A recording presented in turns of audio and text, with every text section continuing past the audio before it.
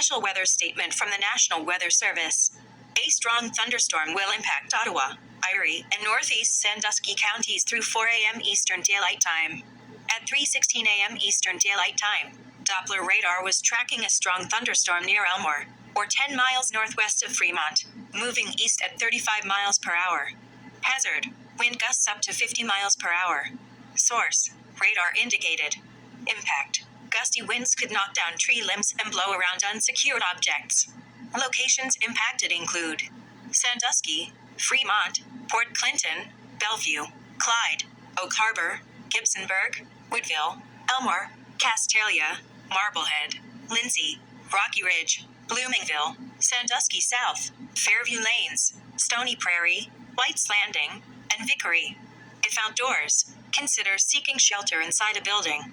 A severe thunderstorm watch remains in effect until 5 a.m. Eastern Daylight Time for north central and northwestern Ohio.